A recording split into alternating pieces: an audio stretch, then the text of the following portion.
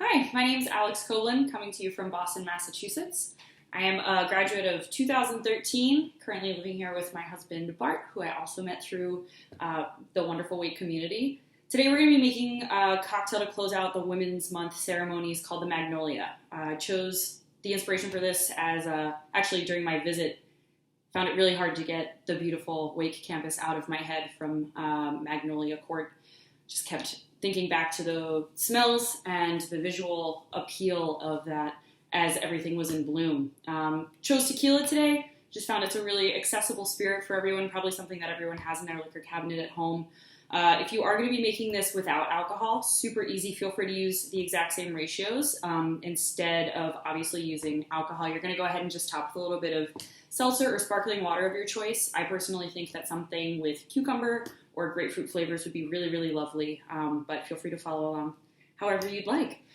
So we're going to get started with our first ingredient, that wonderful tea syrup that we went ahead and made. So again, super easy, just equal parts of sugar and water that we boiled on the stove, brought till it was clear, and then added our 2 tea bags to. We're going to use 1.5 ounces of this to get us started. I went ahead and used a jasmine and green tea, but I think a few of my friends have made this as well and helped me with the recipe development. Thank you to my fellow geeks here. Lavender has been a popular choice. I would say that any kind of green tea I think would be fabulous. Chamomile would be a delight as well.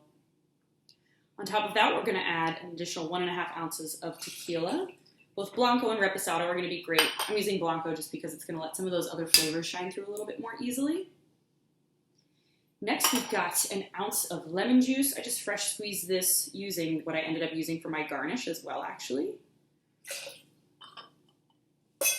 1/2 ounce of Saint Germain. This is a floral liqueur. There are some cheaper options out on the market as well. If you're looking for something that's going to be a little less floral and more dry, I think something like a dry curacao would also work very, very nicely. If you don't have a jigger, parts can also work great for recipes like this, so don't feel bogged down if you don't happen to have something able to literally measure everything out for you. And lastly, for just something a little bit fresh, a little handful of some fresh mint. Now when we're adding our ice, any ice that you have will do. You're basically just going to add until we're just above the liquid line. A little more ice than liquid in there. Now we shake.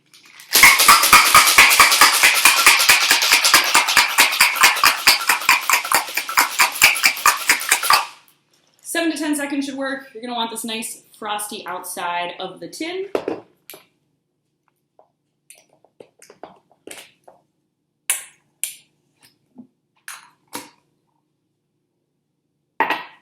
We got some fresh ice in the cup.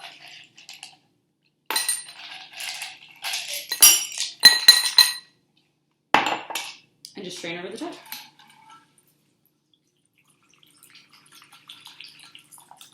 If you're a fan of margaritas, you're definitely going to dig this.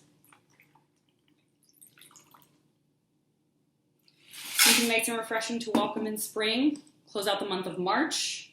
Also love the idea of adding a little flower. Again, this is named after a flower, Magnolia. This is a little violet, but I personally really love working with pansies as well. They're a little bit minty, so if you want to go that next level with the flavor profile, it's a really fun option as well.